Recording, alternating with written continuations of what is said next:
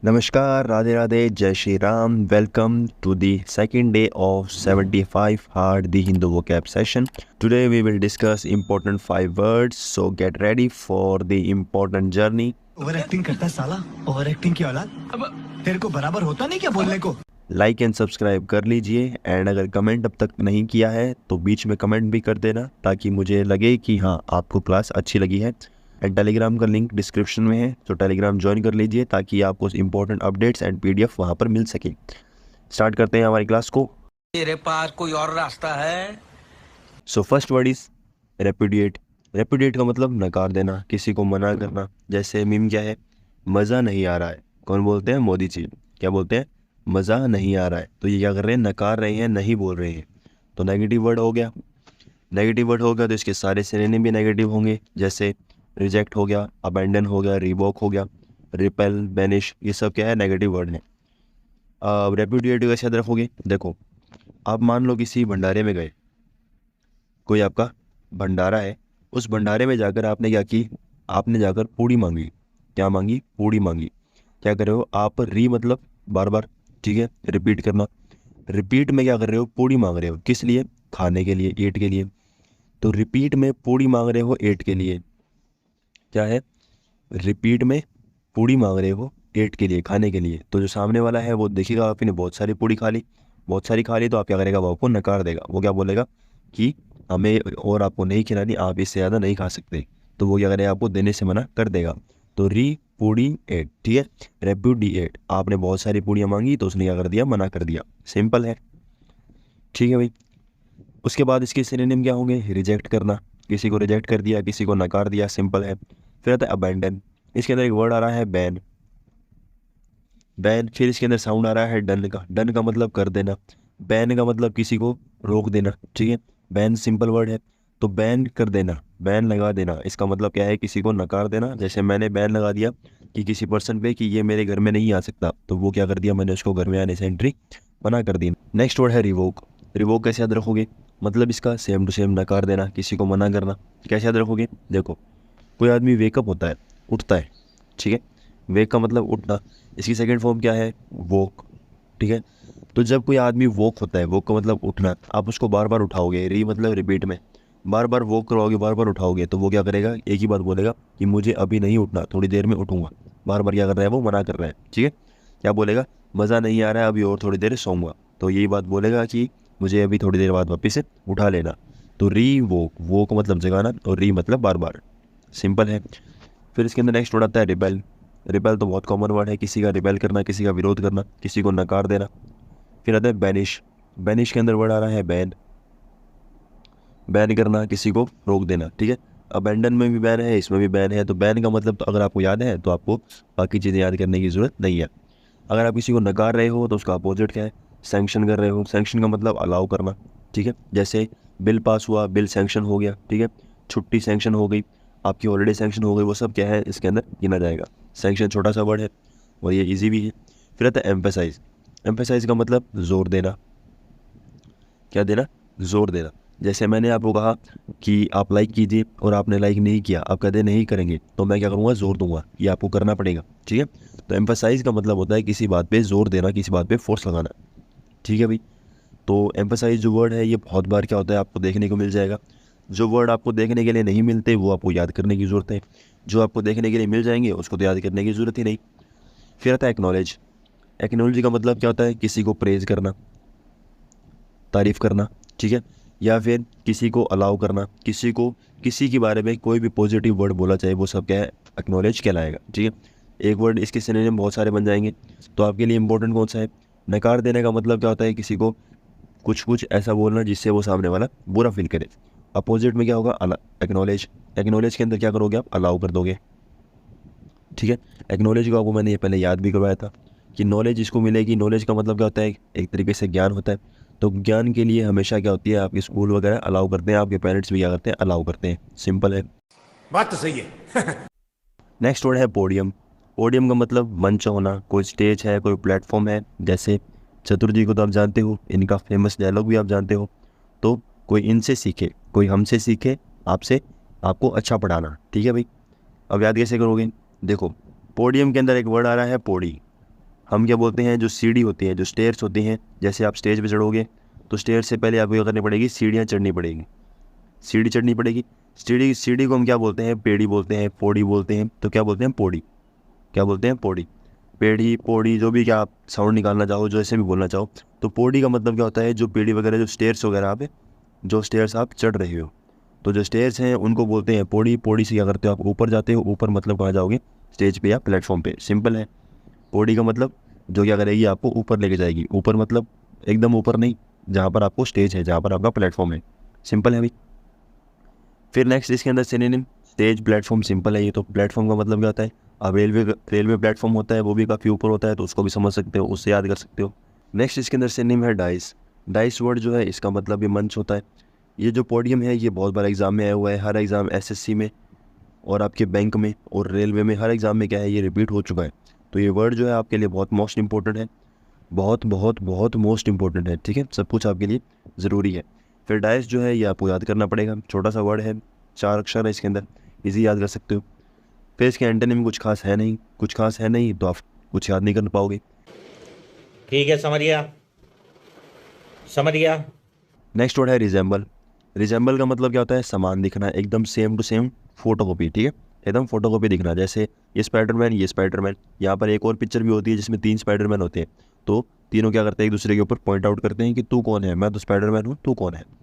तो रिजेंबल का मतलब एक तरीके से सेम टू सेम होना, फोटोकॉपी। जैसे मिरर में होता है, पैरेलल होता है, ठीक है, सिमुलेट होता है। तो रिजेंबल कैसे याद रखोगे, देखो, हम अगर मान लो आपके पास 1 किलो चीनी है, ठीक है, 1 किलो शुगर है, उसमें से आपने सैंपल निकाला।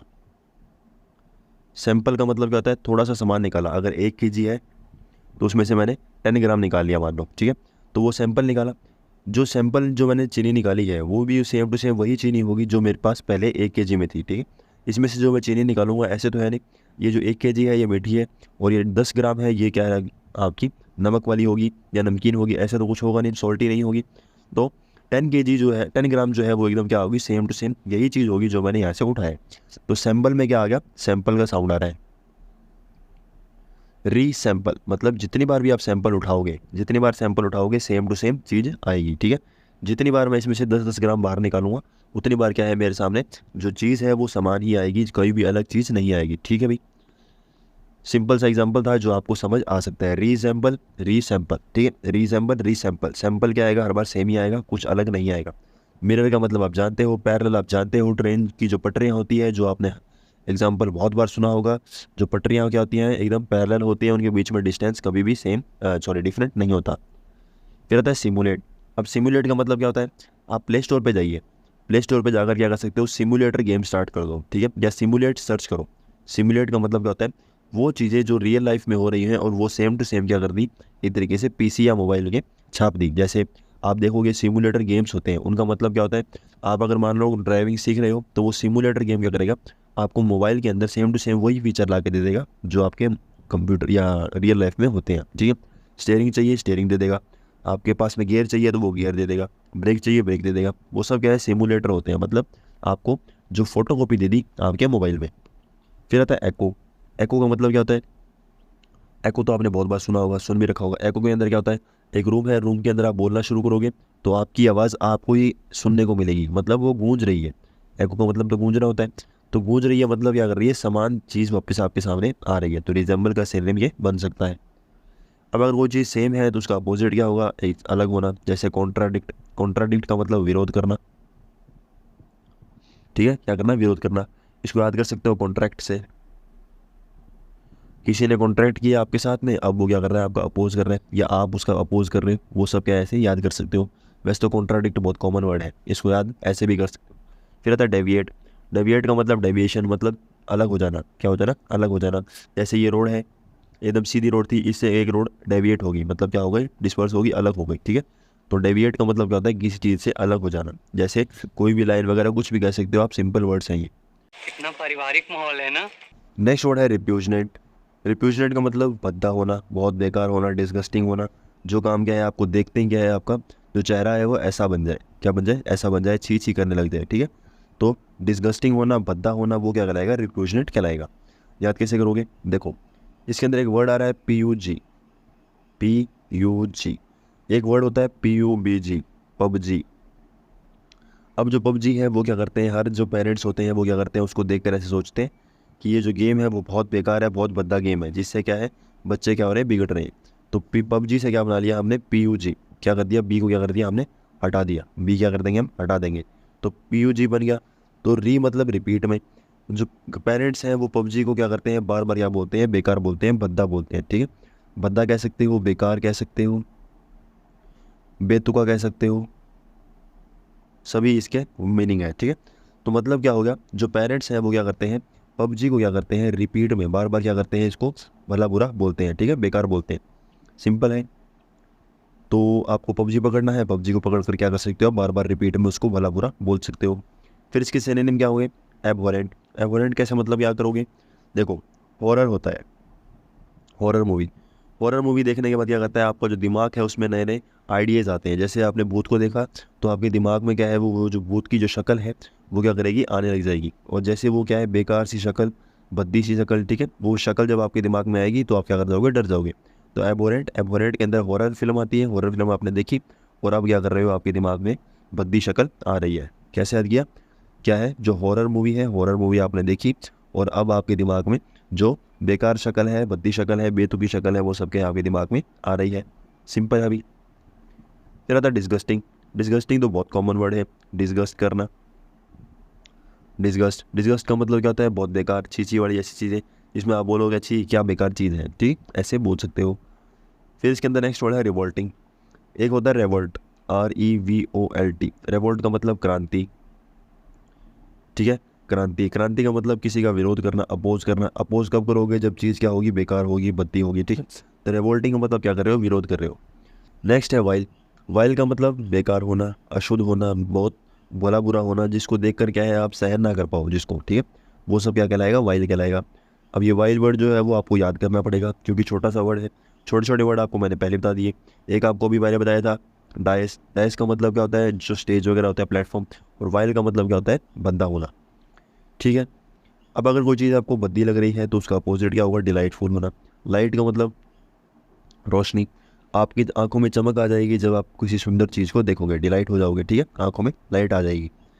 फिर आता है प्लीजेंट। प्लीजेंट का मतलब क्या होता है, प्लीजेंट का मतलब जो होता है जिसको देखकर आप यहाँ लगे, आपको काफ़ी सुंदर लगे। ठीक है, ये वर्ड आप यहाँ जानते हो, बहुत कॉमन वर्ड है प्लीजेंट। प्लीजेंट का मतलब एकदम समृद्ध हो जाना या फिर अपनी आंखों में सामने वाले के लिए बहुत ज़्यादा रिस्पेक्ट आ जाना। रिस्पेक्ट कब आएगी, जब चीज़ क्या होगी, अच्छी होगी।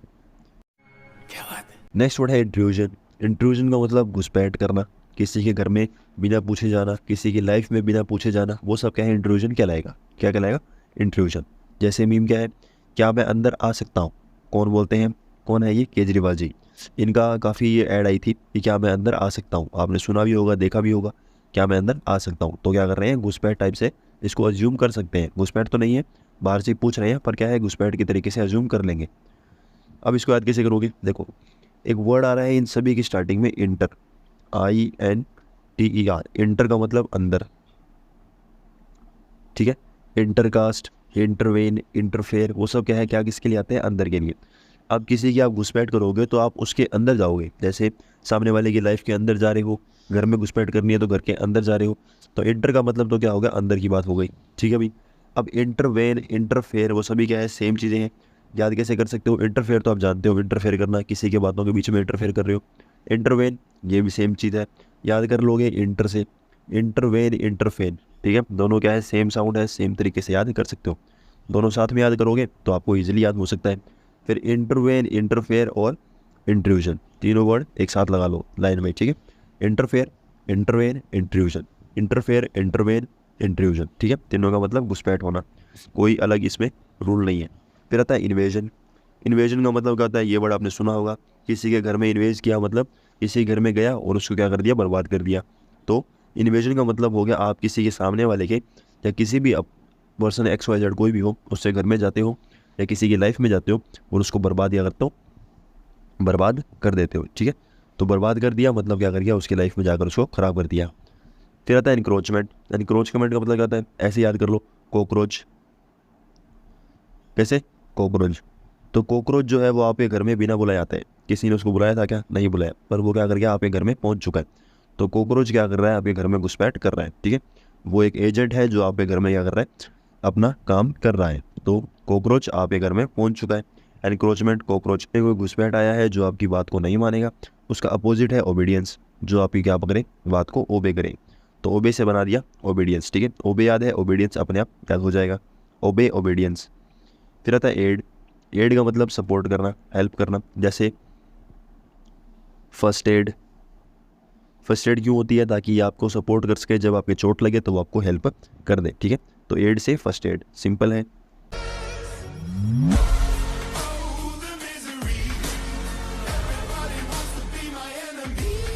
सो आई होप आपको क्लास अच्छी लग रही होगी।